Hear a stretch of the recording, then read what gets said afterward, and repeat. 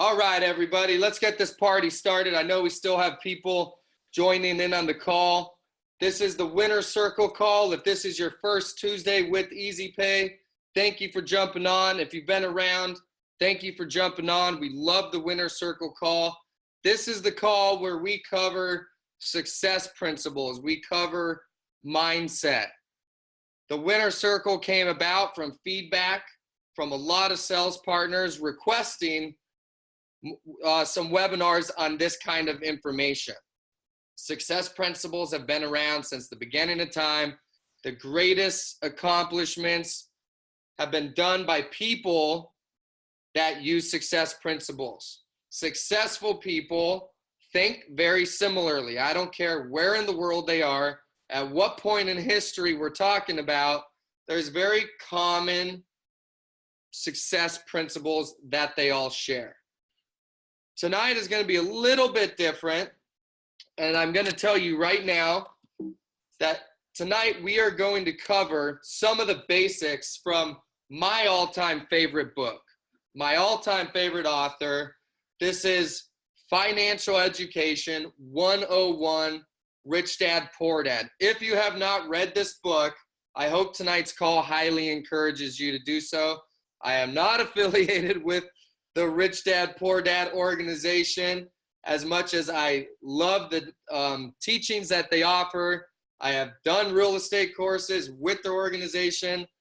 I'm giving them a free plug. I am not associated with them. And the charts and things that I'm going to go over tonight come from his teachings. I did not come up with them. So if you want more information on what we're going to go over, there you go. Rich Dad, Poor Dad. What the rich teach their kids about money that the poor and middle class do not. It says it all right there. So right out of the gate, I want to go over the difference between assets and liabilities. One thing that I absolutely love about the book Rich Dad, Poor Dad is that they keep it very simple. So simple that I teach my 6-year-old son the difference between assets and liabilities because it's literally that easy. And what an asset is something that puts money into your pocket, and a liability is something that takes money out of your pocket. So we live in a world where we have a lot of professionals with big titles and big names and college degrees that will try to make things more complicated. But if you keep it this simple, it's actually very, very easy. Assets put money in your pocket, and liabilities take money out of your pocket. You can see, and we're going to look at charts here. This arrow represents cash flow and money.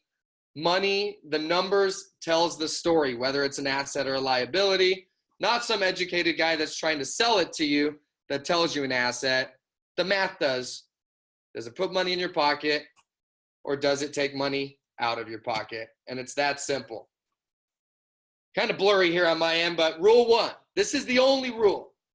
All the decisions in my life that have to do with money are based on this one rule. I have followed this rule for the last 11 years, coming up on 11 years, and we'll go over that later. Rule 1, you must know the difference between an asset and a liability and buy assets. An asset is something that puts money in my pocket. A liability is something that takes money out of my pocket. We're going to get into this in a little bit. One of the great things about Easy Pay, you don't have to buy assets. You don't have to have a bunch of money to go get assets. We build them. Okay? In the book Rich Dad, Poor Dad, he goes over the 3 different classes. You got the poor, you have the middle class, and you have the rich. Again, right on the cover, what the rich teach their kids about money that the poor and middle class do not. And it's all about where their finances come from. So let's make this really simple. All of these obviously have the same box. This is an income statement. You have your income, you have expenses. Down below is your balance sheet where you have assets and liabilities. The poor don't really have any assets or liabilities. They simply work hard for money at a job. They get their salary, or paycheck or whatever. They simply pay their expenses, and it's back to square one again every Monday. It's kind of the cycle, not kind of, it's the cycle of the class of the poor. They work hard for money, make enough to pay the expenses, and have to go back to work on Monday. The middle class, they step it up a little bit. You know, they're probably, you know, a little better educated. They at least have some liabilities. The funny thing is, the middle class normally thinks their liabilities are assets. A lot of the times, they were never taught assets put money in my pocket and liabilities take money out. Again, keep it that simple. It is that simple. No matter what society or some high-paid guy that's selling you something tells you. Does this put money in my pocket or does it take money out is all you need to know and acquire assets.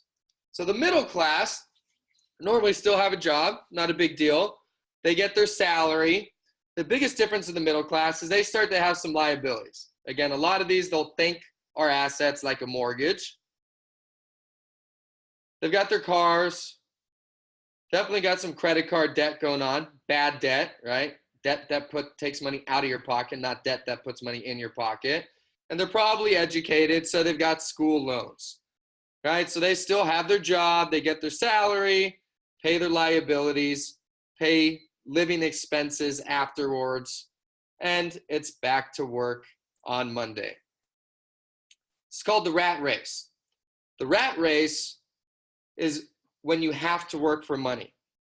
You have to work for money because if you stop working, the expenses and the liabilities that take money out of your pocket stop getting paid. The rat race, you are required to continue working. You have to show up to work because if you don't, the money stops and so does the party, AKA your life. The rich, on the other hand, rule number one in Rich Dad, Poor Dad, there's so many great lessons, and I hope you go read it if you haven't, and if you have, go reread it. But rule number one of Rich Dad, Poor Dad is the rich don't work for money. Long story short, I'm going to fast forward. The rich work for assets. Wealthy people acquire, buy, build, trade, do anything to increase their asset column. Things that put money into their income statement without them having to work. Their income, here's some examples, can come from rental properties, dividends on stocks, interest on notes, royalties on intellectual property, things that put money in their pocket. Hint, guys, what else could be in here? Merchant accounts. This is an amazing industry. You don't have to have money to go buy assets. You work for them, you build them. I love this chart here. Very simple, not a very difficult point to understand. So I just want to separate right here the rich from the middle class, because the poor, they simply don't have assets or liabilities. All they do is go to work. And just follow this and think about, where are you at? On this call, we have a huge spread of people in terms of where in the United States you're located, how old you are, your ethnicity, your education, your background, everything, every person on this call. We have so much diversity. There's so much spread in Easy Pay. I want you to think, where are you at? If you're older, because we have a lot of people that are looking at Easy Pay as this is their hoorah. This is their retirement, right? Because it's the asset that's gonna have them set the rest of their life. And the rest of you, not the rest of you, but the younger crowd who's just getting started, maybe you're like me and you were fortunate enough to come upon an opportunity like Easy Pay that creates assets by you working hard, and you're maybe in your early 20s or 30s, and then everybody in between. And I just want you to think, how hard have you worked to this point? And what do you have financially. We're not talking about happiness, relationships, or the story and all the other stuff in between. Financially, how hard have you worked and what do you have to show for it? Now, some people do have rental properties. We have a lot of people that are in real estate, a lot of people with insurance companies, and there's a lot of people with none of the above. Now, I want you to think, is all the hard work that you did up to this point, was it worth it financially for the result that you're getting every single month from the work that you already did? That's a question that only you can answer. I threw this one up there, and this one makes me think of Shark Tank, okay? What is the show Shark Tank? The show Shark Tank is this graph in reality. It is the rich getting richer. It is literally people with tons of assets. Their income comes from those assets. They have a great lifestyle. They pay their expenses, liabilities like anybody else. And there is a ton of money left over that hits the asset column. And what do? They buy more assets. The rich get richer because not out of greed and not out of a lot of things that you'll see labeled, and there's always exceptions to the rules, but for the most part, the rich get richer because they're buying assets with assets that buy more assets and buy more assets, and with those assets, they buy more assets and pass on assets to the next generation and teach them to buy assets with their assets so that they can keep buying assets. It never stops and it keeps growing. It is a game of acquiring assets. We're not going to get into taxes and all the benefits of how that works, but there's a lot of that too. But the bottom line is they are laser focused on acquiring assets. And this is something that is not taught in society. That's why this book, in my opinion, should be taught in high school so that people, before they go out into the real world, understand basics of financial education and how do taxes work, the powers of corporations, and what an asset actually is. I mean, those are three things that affect all of us, whether we understand them or not, but they're not taught. And the bottom line is assets. That's it. It's the only rule. Get assets. So we talk about mindset, and just like successful people follow success principles anywhere in the world, and unsuccessful people typically have the same habits. Well, when it comes to financial freedom and becoming wealthy, or if you want to call it rich, however you want to call it, they have similar spending habits as well. The poor get paid from their job. What do they do on the weekend? They go buy a 6-pack of beer. They go and get the new purse that they've been looking at. Oh, it's on sale this weekend only. I'm in credit card debt up to my neck, but it's on sale. And I've worked hard. I need to go out and buy a 6-pack of beer. And when I'm at the football game, I'm going to spend $100 on goodies and hot dogs and more beer. And we need to take a vacation, even though, we're up to our neck in debt. And I need to drive a nice car because I need to look like I have money. And they just have horrible spending habits. Wealthy people invest first. They want the nice car. They want the nice vacation. They want the nice house. They invest in assets and their mindset first. So I love this expense column here. Success biographies. They read books. They go to seminars. I'm not a reader. I listen to books. I love listening to books. I can pump through them. If I read it, I don't remember anything. All right.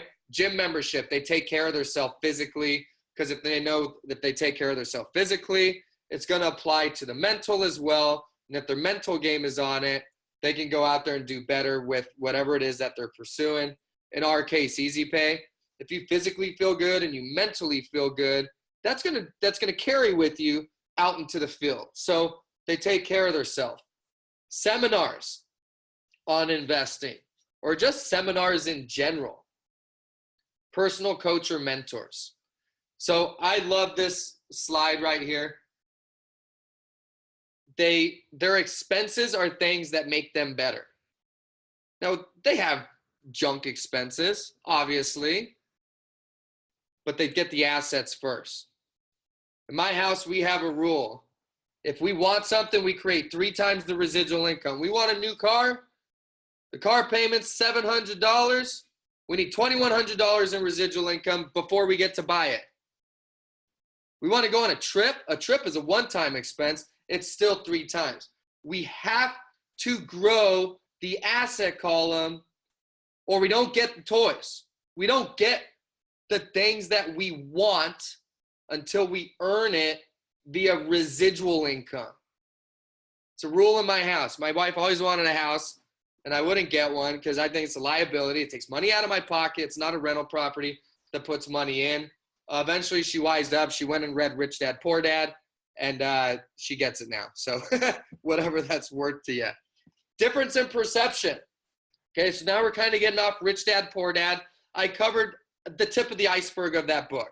You've got to go read it. You've got to go reread it, relearn it, master it. If you follow it, financial freedom at some point in your life is sure to follow. Now I want to just talk about some of the differences and get into the mindset. And I've got the 3 categories here. I didn't label them. Kind of the same as Robert's graph there. You got poor, middle class, and the rich. Whether you like those labels or not, call them whatever you want. But we got the 3 classes and kind of the mindset, the way that they think, right? The poor spend. They get the money. They spend it as quickly as they get it. The middle class saves. I'm not going to get into that, but they're saving so much and they put all this money aside, not thinking about, what's the word? Inflation is growing faster, is going up faster than their money. Their money literally loses value, but they save. It's better than just spending everything. And the rich invest. Now, the rich save too, but they're saving for their next asset, typically. Past, 6 months living expenses or whatever they save. Some of the words you hear, I can't. Verse, I'll try. Verse, I will. I must. I'm going to. People that aren't the most successful seem to know everything. I've got a in-law who has nothing to show for and knows everything. Every family event, he will tell me about real estate investing. Does he have any? Nope. Has he ever done it? Nope. Is he talking to someone that has? Yep, but he knows that. He knows better. The middle class thinks about how much things cost. Right? Ooh, that seminar. Ooh, you paid $7,000 for a seminar?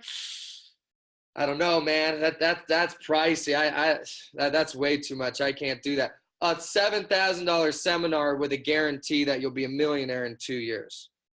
But $7,000 is too much.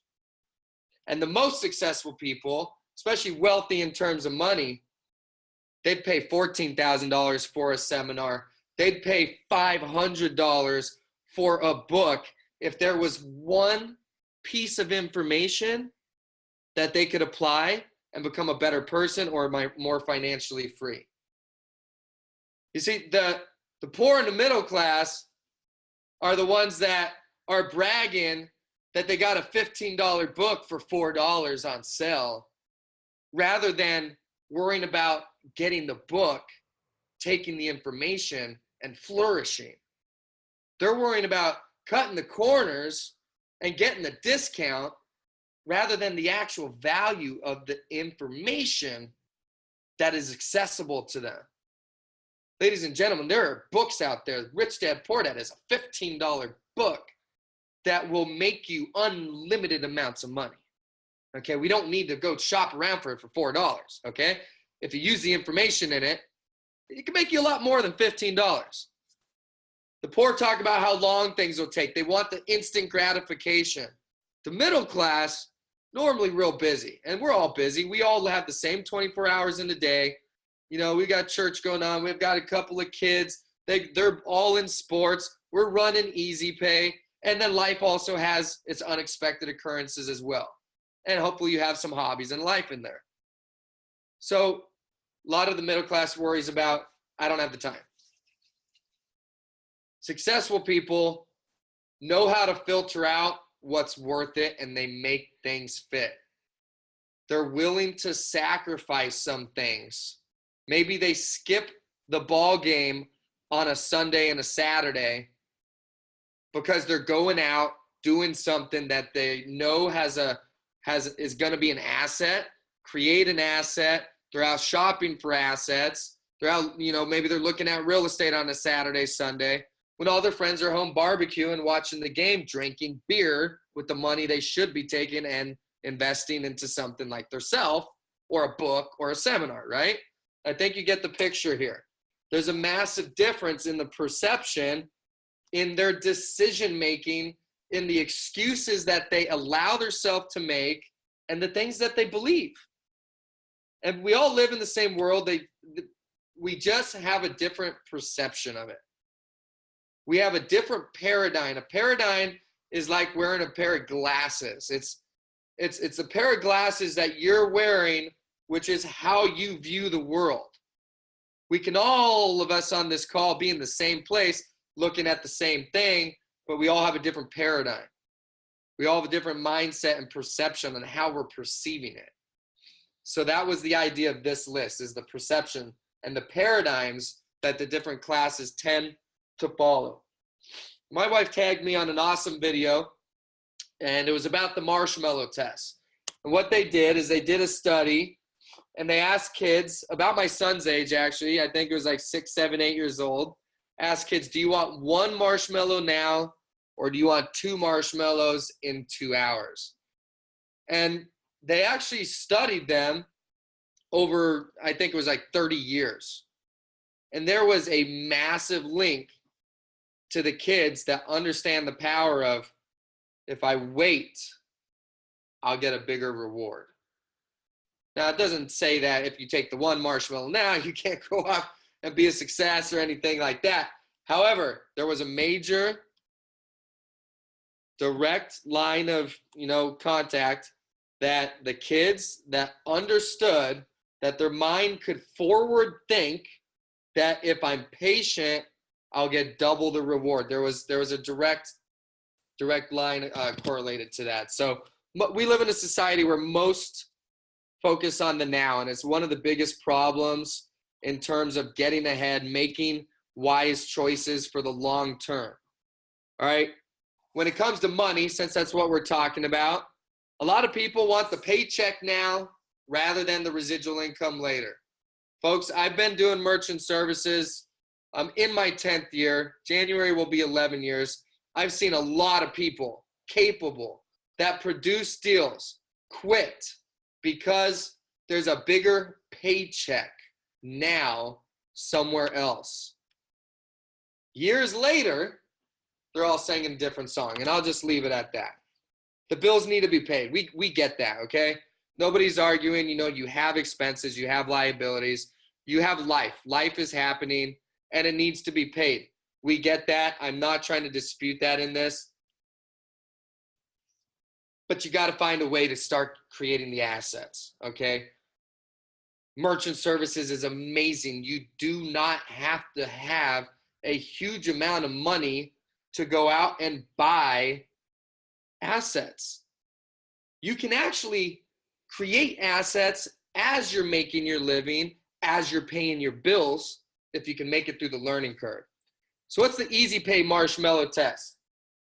Would you rather be well off now with a job and have to always work, or struggle now and be well off later without a job? Think about that. I am asking you right now to stop and think. I don't know anyone that's made it big in merchant services that didn't go through struggle, that didn't have times that were hard, that didn't ever reach a point of, how am I going to pay my bills this month? But they kept going. Every single one of them. You have to fight through that. Which would you rather have? Would you rather, on average, have a salary of $100,000 a year, working 40 hours a week until you're 65 years old? And that says average salary. Okay, if you could go out tomorrow and make $100,000, say, all right, I will sign up. I will be here 48 or 52 weeks out of the year, and I will not question my schedule, and I will, yes, sir, no, sir, get in line, and I'll be here till I'm 65. I just want to know that between now and 65, I'm going to average $100,000 a year. Some people wouldn't be here right now. They would take the check. They would take the one marshmallow. Or would you rather go through the learning curve that is required? The timeline is up to you. Some people come in, they start signing deals, they get it. Some people take a long time. Some people don't get their first deal for 4 months. Could you handle that? Bottom line, if the learning curve was 6 to 12 months, while you were learning the fundamentals, while you learned the basics, so that in 12 months, you were good enough to earn $7,000 to $10,000 a month in commissions while building your asset column. Every deal in merchant services, every cash discount deal with EasyPay is an asset. It is something that puts money in your pocket, not something that takes money out. It is not something you need to check in on a Monday to get that residual check. It's something that comes automatic, puts money in your pocket. So as you're earning, fast forward 12 months, you get good at this. You're able to go out there and knock down a handful of deals and earn $7,000 to $10,000 a month up front. You're paying your bills while you're acquiring that same $100,000. Let's call it in 2 to 3 years, you could get to that point as the above line that you would have to go to work until you're 65 years old. Which would you rather have? Are you willing to tough it out and build your asset column? So I love this math. I don't know if Ryan's on this call. He's my real estate guy. Every deal that he gets, we laugh because we're like, well, that's another 1 or 2 or 3 rental properties, depending on how big of a deal he gets. So we're using $100,000 per year as an example. That's $8,333 a month.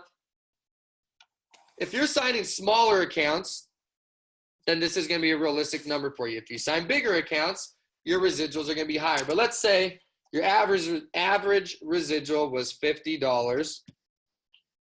That means you would need 166 accounts to be equivalent to the JOB that's going to pay you $100,000 in salary till you're 65 years old. 166 accounts. And that's if you're getting smaller deals. Over 3 years, because that was the timeline we gave ourselves, you're looking at an average of 4.6 deals a month. Now, there's some people on here that are somewhat newer. Maybe they've been around a couple weeks, maybe even a couple of months, and you haven't had the huge success that you initially thought you were gonna when you very first started. And then we have other people that are ahead of the curve. And you're looking at 4.6 per month. You're like, I don't know, I've been doing this 2 months and that's how many deals I have total. Or maybe I don't even have that many deals and it's been 2 months. Folks, there's a learning curve. We have a guy, Kevin, who didn't sign his first deal for 4 months. 6 months in, he's got a nice stack of business. He processed, I think, 160,000 last month because he just went, boom, something clicked. And he figured it out. And he still has to go through the struggle like anyone else, but he's figured out what works, what doesn't work. He's gone through a learning curve and he's starting to build some speed. So you can do that. Or we talk about Robert Kiyosaki. He likes to use the word buy assets all the time. So when I think about buying assets, you could be like Shark Tank and go buy businesses. That would, a lot of money. Or we can talk real estate. Real estate is probably the number one thing most people think of, and rental properties, which are great. You should have some once you get to the point where you can. So let's say one rental property excuse me. Let's say one rental property creates $300 in cash flow, right? Now that's an asset. It's a rental property, puts money in my pocket. My mortgage cost me money, okay? We won't go there, but one rental property, $300. You're gonna need 28 rental properties for that same $100,000 a year residual income, or $8,333 a month. That's the equivalent of almost a house every month for 3 years. For the average Joe, for the average Jan, for the average you on this call, I don't know how much money you have in your bank account, but 28 rental properties is going to take some coin. And to go and get almost one per month, that's a task. That is a task and a lot of principle. Or we can rock Easy Pay, go get our merchant accounts, don't need a huge amount of upfront money, don't need to be Damon John on Shark Tank to the point where you can just go buy and invest in businesses that are now assets. We can go and pick up the phone or walk down the street or use social media or do an email campaign. We can do auto dialers, and we can just brand the heck out of, hey, my name's Joe Wagner, and I do the cash discount program. I am the cash discount specialist. This is what I do. I'm your guy. Don't forget it. Let me know when you're ready. Matter of fact, let's get you set up right now. And you can go to work and create an asset column that will have you set for the rest of your life. $100,000, I've never made less than $100,000 in merchant services, not even an upfront money. You guys can get out there. You can do this. You can make some upfront money now, and you can build an asset column in the process. So what's your score? There is a score when it comes to financial freedom. It's very simple. You should calculate this, and you should know what this number is. It's kind of like an effective rate. You need to divide your residual income by your bills. As soon as that number is more than 1, you're financially free. You no longer have to work for money to pay the bills. That's when the game really begins. There is a score. It's that number. If your goal is to become financially free, the game is to get that number above 1.0. Right now, find out what your residual income is, divide it by your life's expenses and your bills. That is your score. The name of the game is to get that number above 1.0. You are financially free.